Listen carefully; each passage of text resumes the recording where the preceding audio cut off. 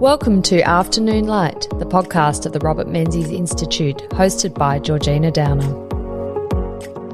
The Australian continent's relationship with Poland dates back even before Captain Cook to 1696, when 10 citizens of the Polish-Lithuanian Commonwealth were part of a Dutch expedition which explored Western Australia. It wasn't until 1803 that Australia welcomed its first Polish settler in Joseph Pataski.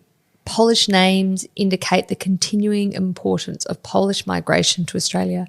Just think of the Strzelecki Ranges and Mount Kosciuszko. But Australia's next great involvement with Poland came during World War II. And joining me to discuss this history of the Poles in Australia is Associate Professor Gosia Klatt. Welcome to Afternoon Light, Gosia. Thank you so much. Thank you for your invitation. It's great to have you on Afternoon Light, Gosia.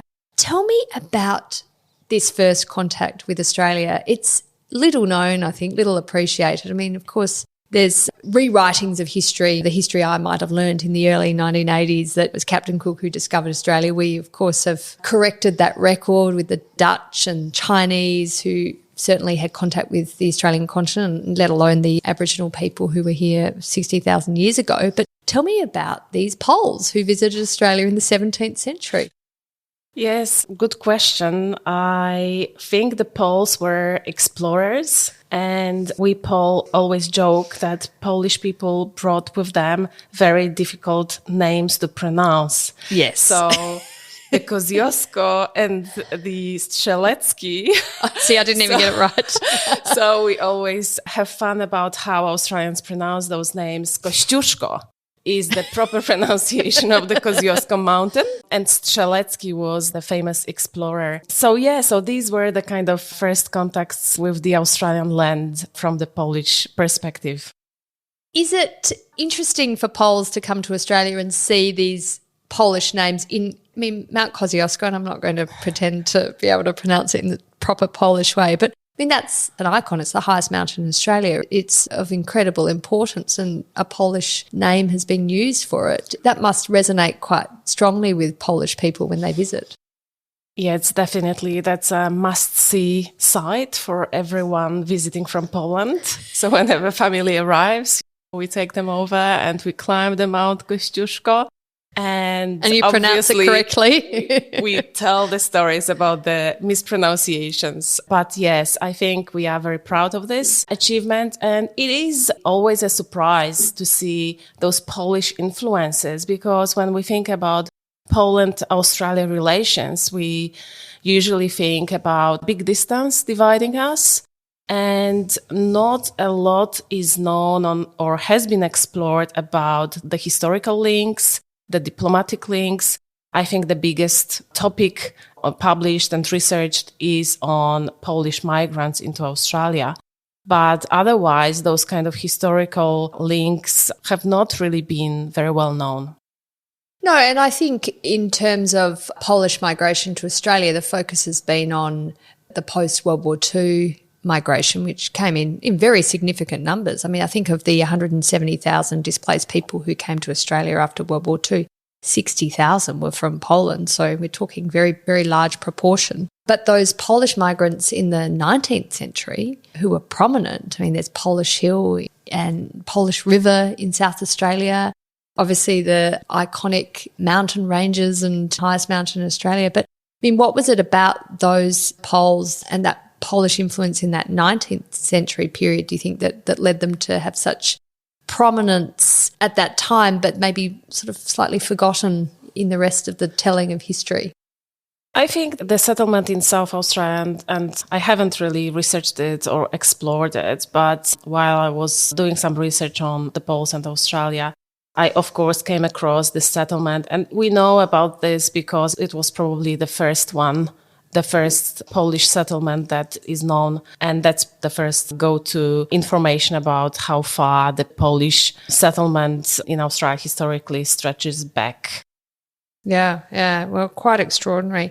Today's discussion, though, will really focus on World War II and the aftermath and Australia's involvement with Poland and Poles. Of course, Poland is the scene of, the locus of a lot of unfortunate activity during World War II. Can you tell me what was happening in 1939 in the east of Poland?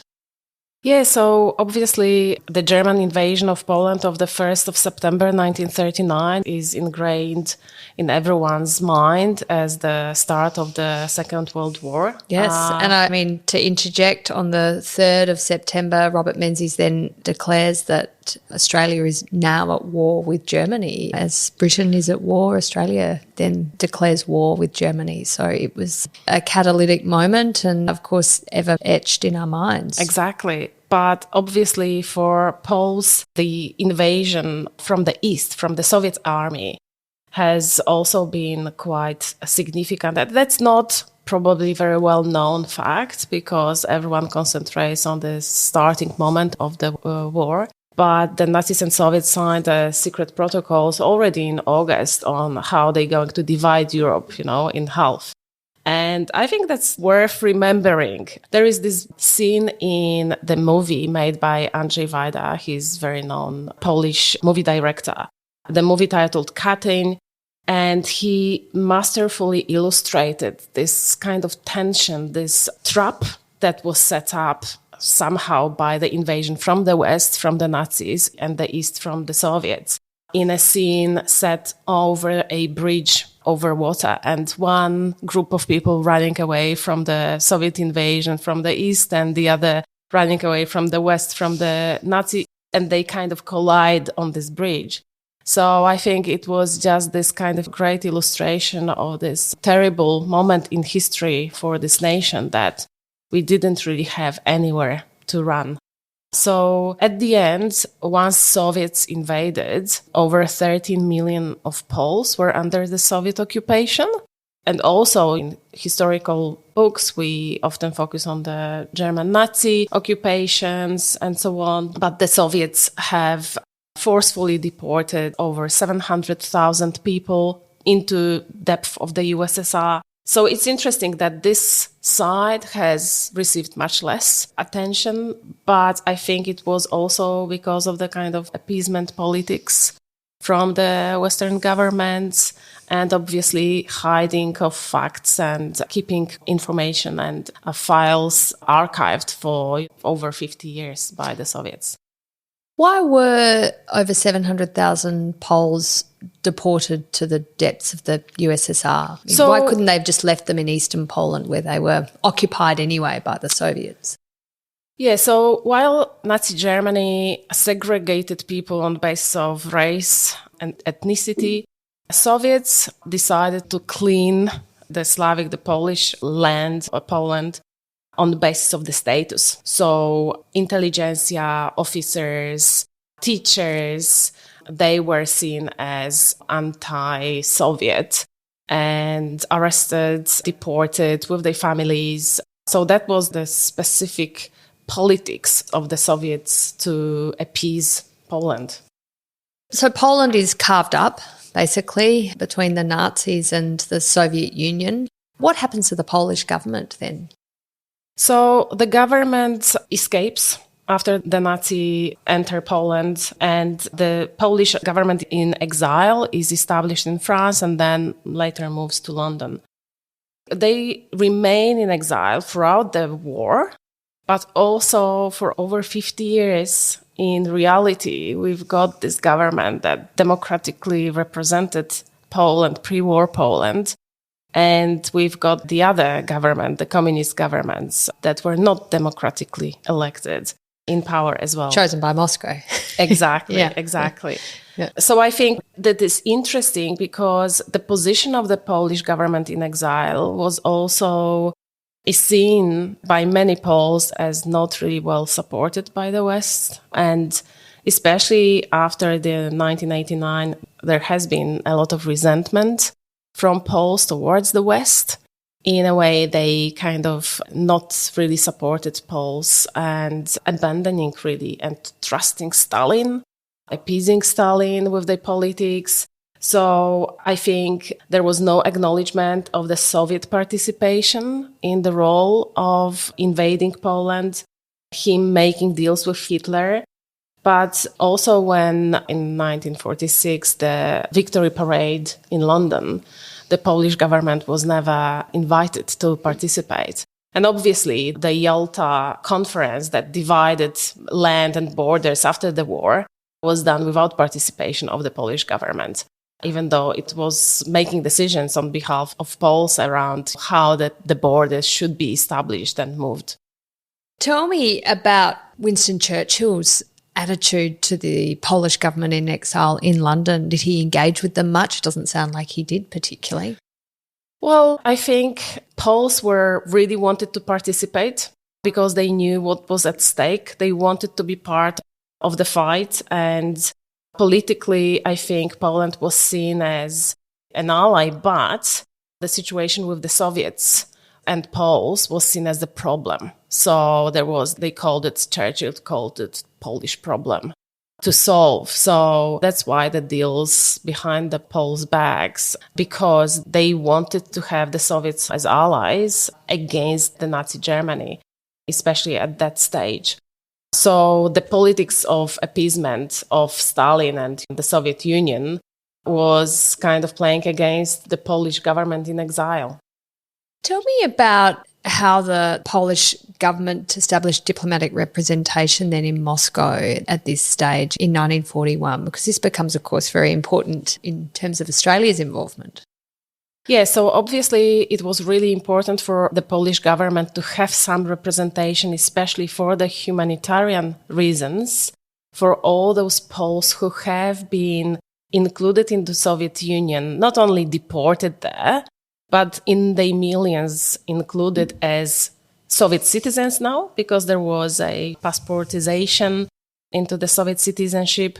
So there were millions of Poles on the territory of the Soviet Union, but also in Poland, who needed some diplomatic, consular, humanitarian help.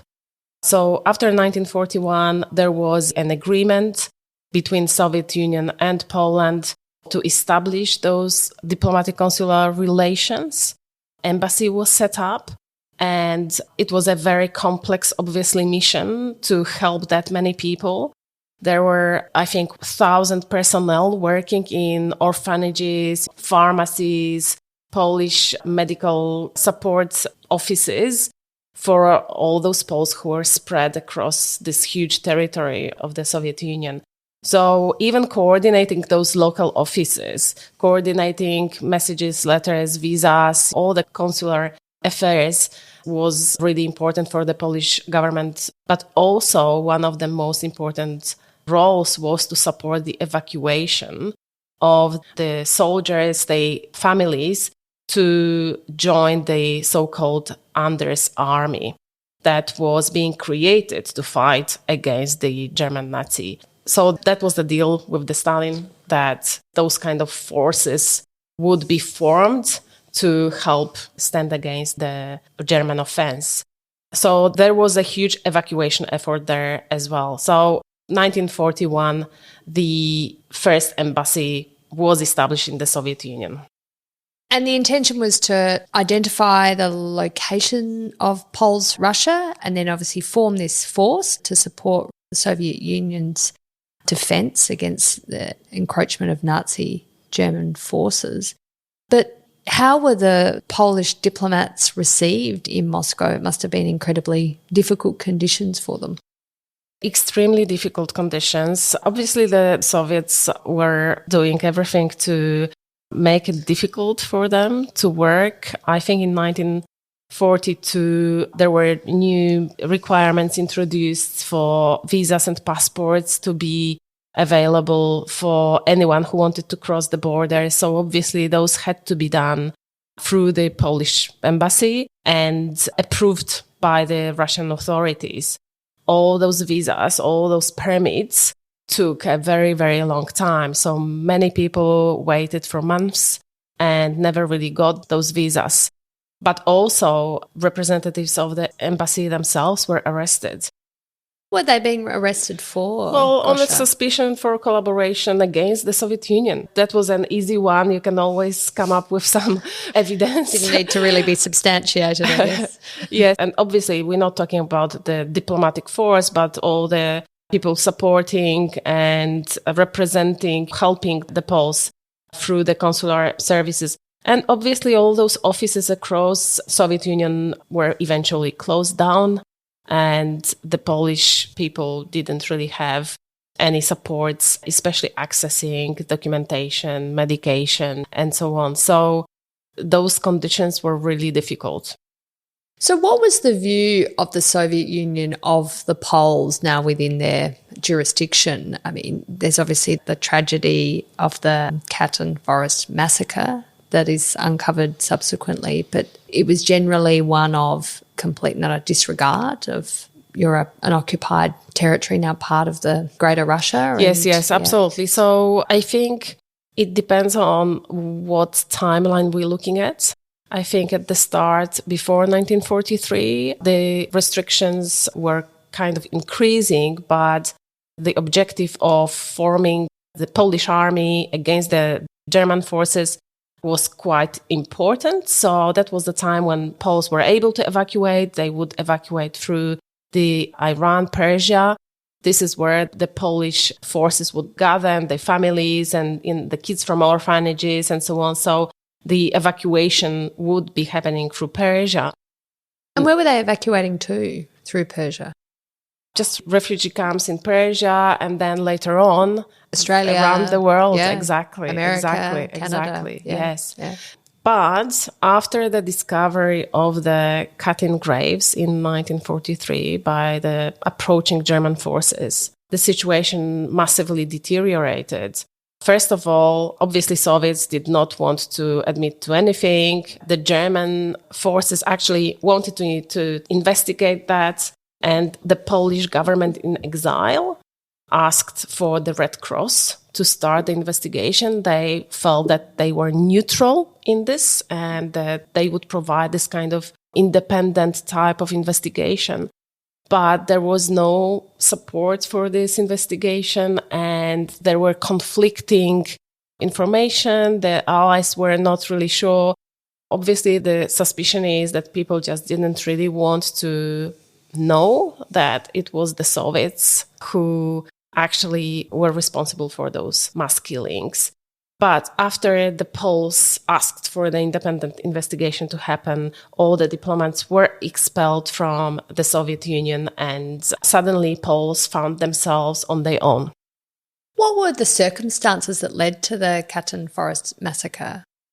So when Soviets invaded, they obviously imprisoned many Polish important and representatives, mostly of army officers, admirals, school teachers, university lecturers, and so on, so intelligentsia. After a couple of months, Stalin just signed an order to kill them all, and they were murdered in different locations, but they all were buried in the Katyn forest in mass graves.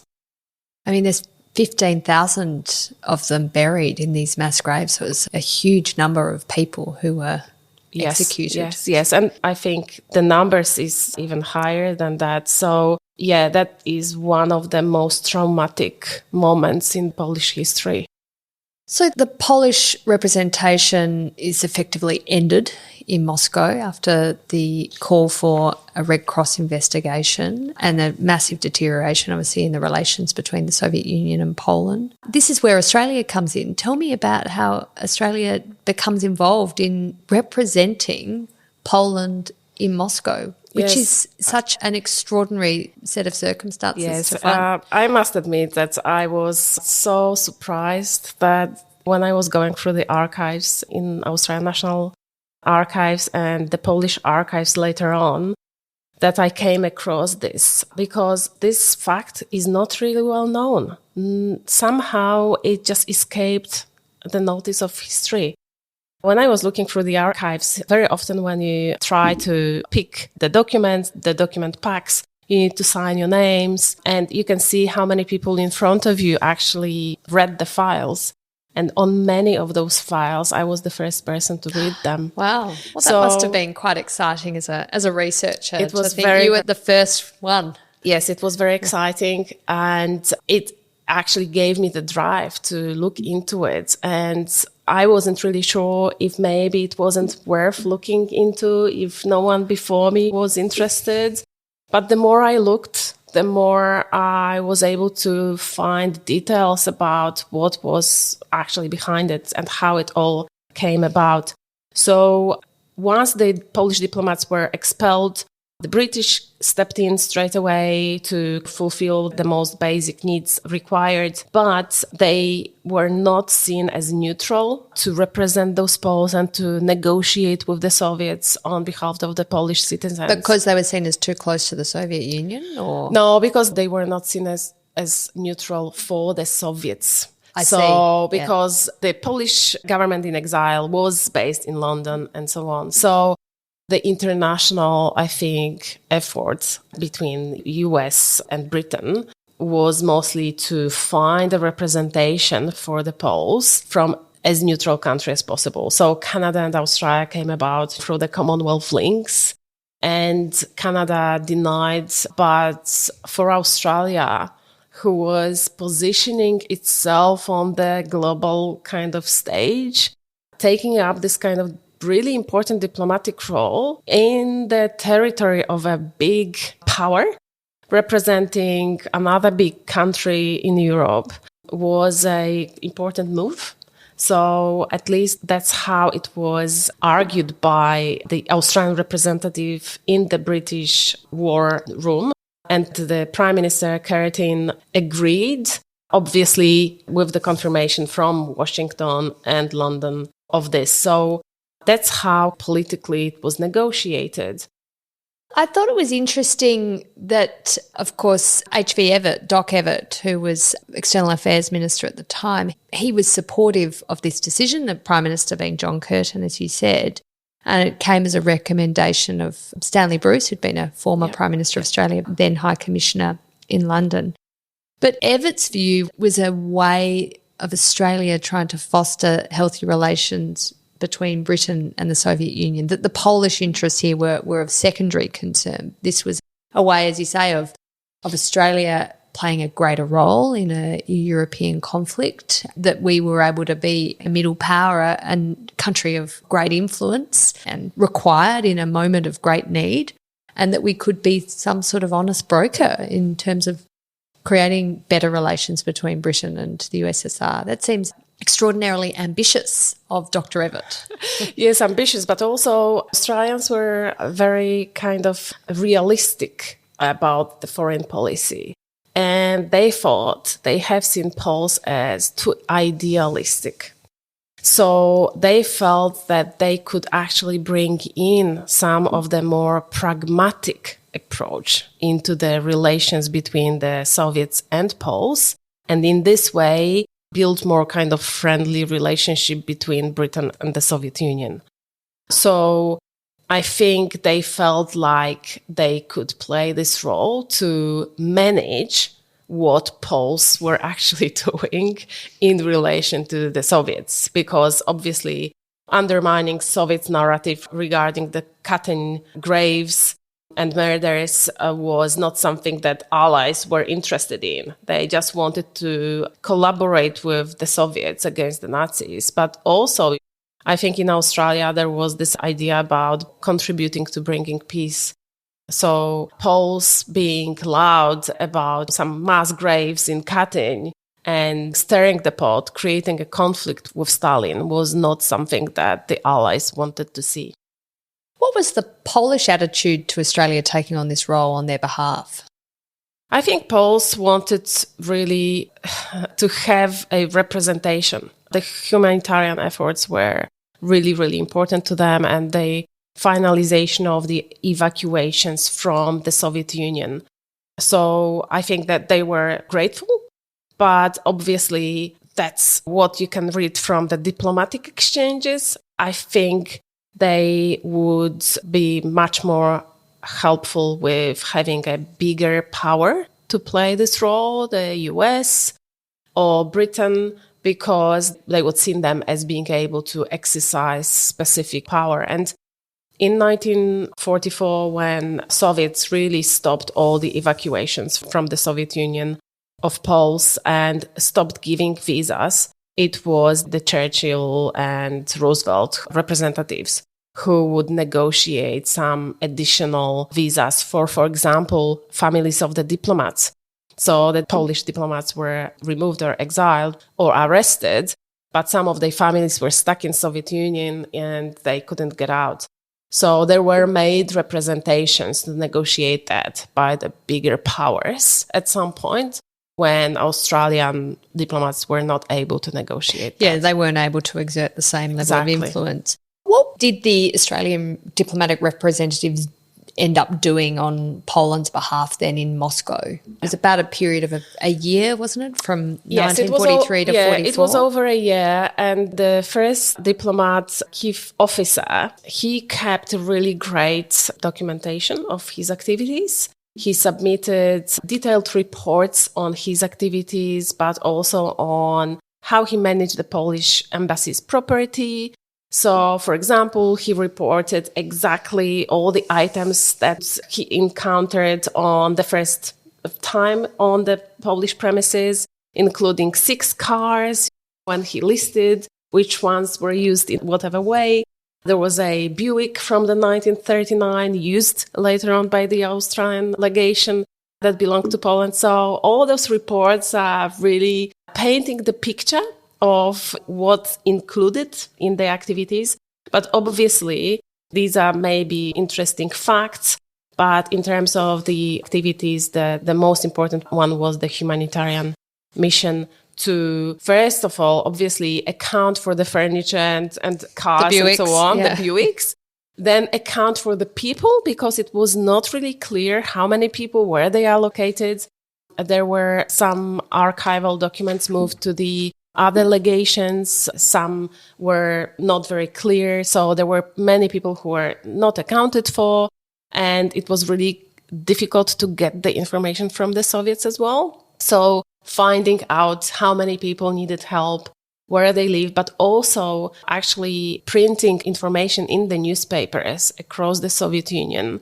So Poles knew that now the Australian legation represented them was really important. So people actually knew where to go, when to get directed when they needed consular help.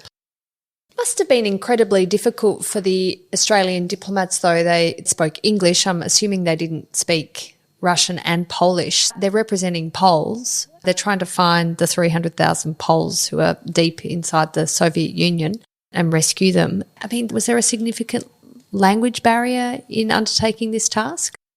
I must admit that I haven't across any documents describing this. There were, I think, secretaries employed who helped with that. So I think the bigger role for the diplomatic mission was to keep a conversation with the Russian counterparts and negotiate with them and understand the rules of engagement. So that was the role of the legacy, to really keep the political and diplomatic relations afloat and to negotiate for specific cases as well. It's extraordinary to think that at this time, Australia only had 5 diplomatic missions around the entire world. And of course, one of them is not even on Australia's behalf. It's on Poland's behalf in Moscow. So, I mean, Australia did not have the huge diplomatic network that it has today, and of course doesn't have the numbers of experienced diplomats used to advocating Australia's interests, let alone another country like Poland's interests, into a nation like the Soviet Union. How much traction did Australia have then with Moscow? It must have been incredibly difficult. Yeah, I think it's very often that those influences are built on specific personalities, and the experience counts and the number of people who can do the job counts. But I think it was the quality of the people that represented and who understood the gravity of the situation, who understood the political situation, and also respect towards the Polish citizens and the Polish government in exile or diplomatic forces that were kind of stationed in Tehran.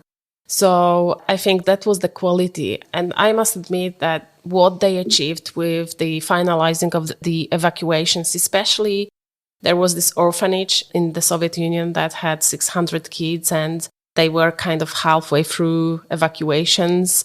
So the Australian legation helped evacuate the rest of the 300 kids and teachers and so on. If not for the efforts, it wouldn't be possible to do that. When I was attending one of the conferences in Wellington in New Zealand, an older lady came and approached me. Her name was Krystyna Tomaszek. And she was one of those kids in the kind of orphan refugee camp in Persia.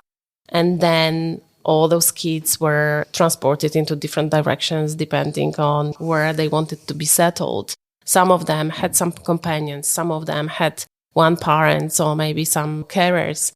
But she was with her mom and big group of other kids on the ship to New Zealand. And there is this big acknowledgement in the Wellington harbour of the ship that came in with the Polish children. So when you walk through the harbour in Wellington, it was also a nice surprise for me to go there when I was writing the book, to see this moment of history being acknowledged.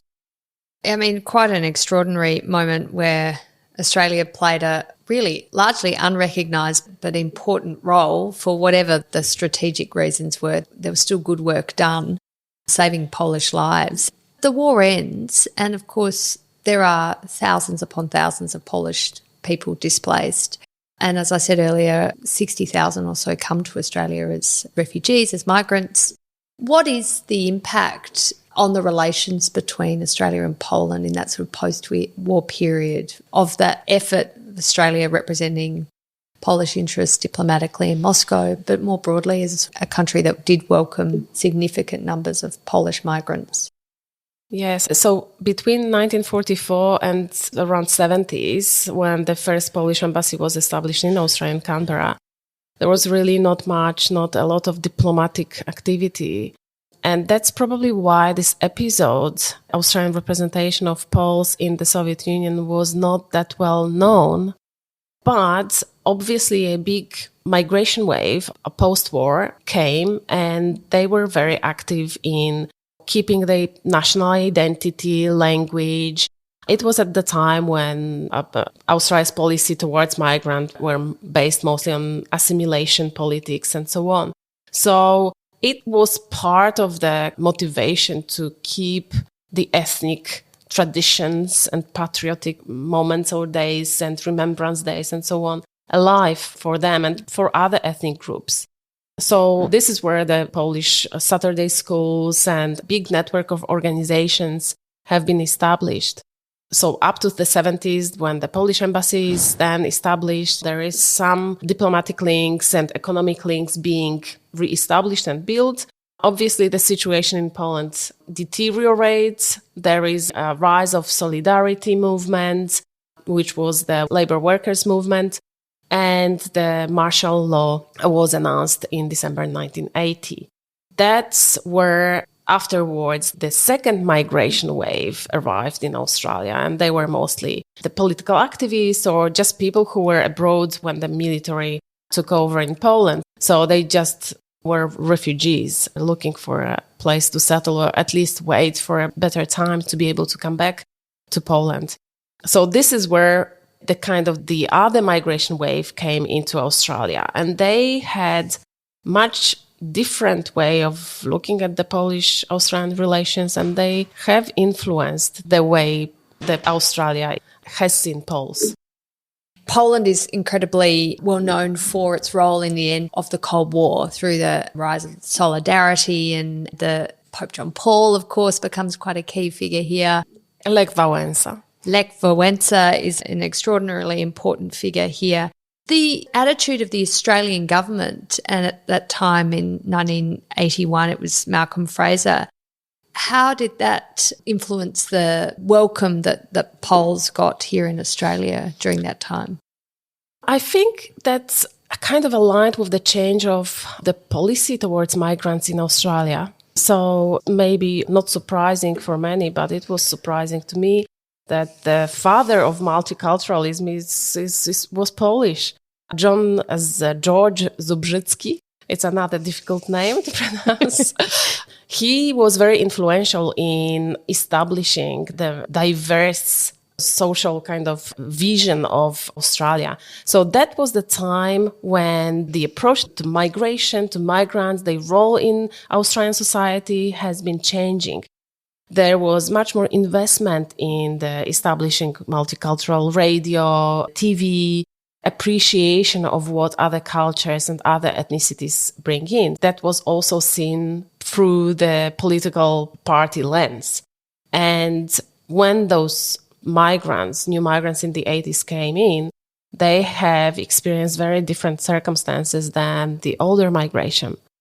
I remember when I was promoting my book in one of the Polish events at the Federation Square, this lady comes up to me and says, "Oh, you know, you've got this cover on your book that shows two Polish women standing at the crossroads near the Bonegilla camp. That was a big refugee camp." And she was there.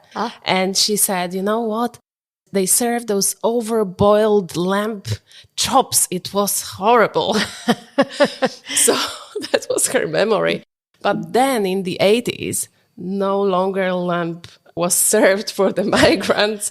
They could count on the language lessons, social support, trade qualifications, recognition, and so on. So it was a very different already environment for them when they've arrived. Yes, the situation for migrants in the late 40s, early 50s, I mean, they really had a very, very difficult time going to the camps, places like Bonegilla, and of course working on the Snowy Hydro, sometimes being split from, husbands and wives being split for a couple of years before they can reunite. It was incredibly difficult compared to, say, the reception that Poles were getting in the 1980s. And also that sense that the Poles fleeing Poland in the 1980s were fleeing a regime that Australia had been opposing for decades and decades through the Cold War. Yes, exactly. And I think also solidarity movement was a non-violent movement. It was not a political, it was a people's movement. It included different spheres of the society, the students, the workers, the intelligence. So it was a believable movement. It was the largest workers' union movement ever. Almost every household had someone being a member of the Solidarity. So I think that was kind of representing the hope for the people, for maybe change. And obviously those new migrants who were coming into Australia were quite young. They were activists, many of them, and they were quite vocal about the support they needed. They were vocal about asking for support from the Australian MPs to help, for example, gain entry visas for their families. Very often it was single men who arrived in Australia and they wanted their families to join them. So it was individuals who created some of those movements. But also there were just young people who wanted to fight for freedom for their country. Some of the archival documents from the Polish consulate in the 80s reported on the scandals, slogans being painted on the walls. So obviously it wasn't organized. It wasn't like a big movement, but it was more like individual activists wanting to show the way they fought against the regime. And of course, the Australian government was supportive of that. Both the Fraser government and then the Hawke government was supportive of the efforts of Poles and their supporters and Solidarity's supporters in Australia to yes, absolutely to bring about change. There were a number of initiatives introduced by both. For example, Fraser increased the numbers of Polish migrants who were allowed to migrate into Australia. There were a number of reforms implemented to help with the broadcasts in the different ethnic languages, developing English language classes for adults and so on. Bob Hawke even applied for a visa to Poland to attend one of the meetings of the Polish trade unions. It was denied, obviously, but it was one of the kind of symbolic gestures. Yeah, exactly. I mean, a stunt makes it sound like it was meaningless, but yes, it was certainly making a point. But he spoke at demonstrations in Melbourne at the Federation Square, or maybe it wasn't known as the Federation Square then in the 80s.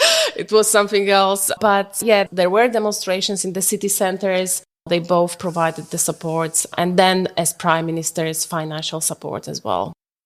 What was it about solidarity that captured the attention of Australians, do you think? Was it because we had 100,000 or so Poles living in Australia? Or was it because it was just that sort of end of the Cold War zeitgeist, Reagan, Thatcher, the olive branch out to Soviet Union to try and find a accommodation peace and bring about the end of that regime?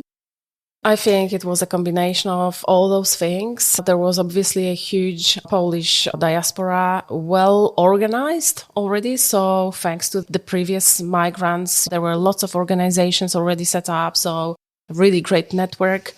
Obviously, the cause itself was about more humanitarian issues rather than political issues. It was about very often fundraising money for hospitals, medical supplies to help children in hospitals and so on. So the way it was presented, it was also much more humanitarian rather than political support. But also I think Poles were very actively lobbying the political figures.